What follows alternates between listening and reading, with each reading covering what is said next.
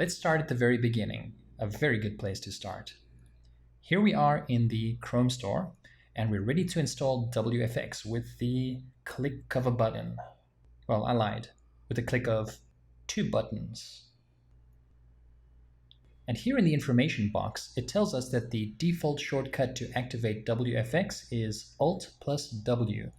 If you want to change it to something else, just click on this Manage Shortcuts link.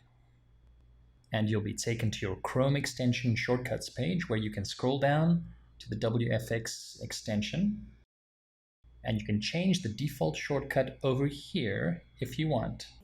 Just click in this field and actually simulate the keyboard shortcut you want. I'm going to stick to Alt W, so I'm going to hold down Alt W at the same time. So let me close out this tab and the Chrome store page too. So here I am in WORKFLOWY, and we're going to activate the WFX prompt for the first time. WFX comes with 2 built-in shortcuts right out of the box. Let's start with WFS. Entering the shortcut activates WFX's shortcut maker. I'm going to create a shortcut that'll bring me back to this very list that I'm in right now. I'm going to call this shortcut 1, 2, 3. Let me jump to my home page quickly and then activate WFX and use my 1, 2, 3 shortcut to jump back to the list we were just in.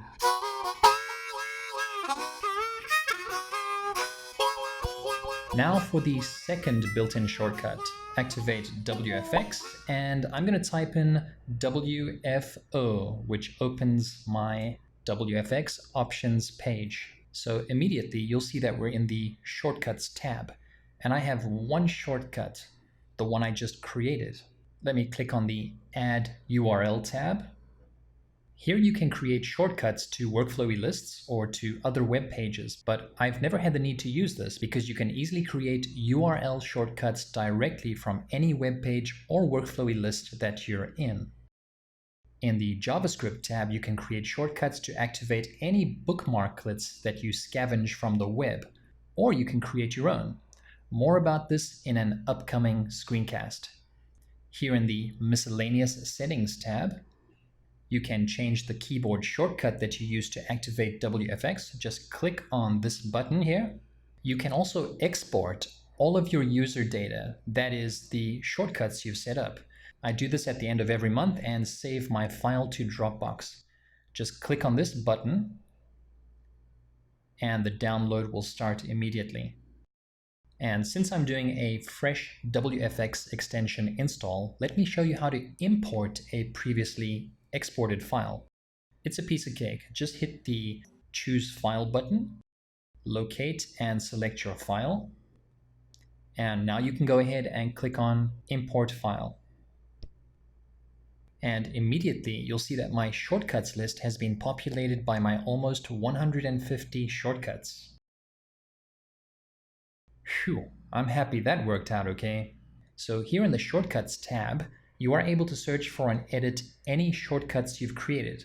Notice in this column on the far right, there are 3 general types of shortcuts: JavaScript, WORKFLOWY, and web shortcuts.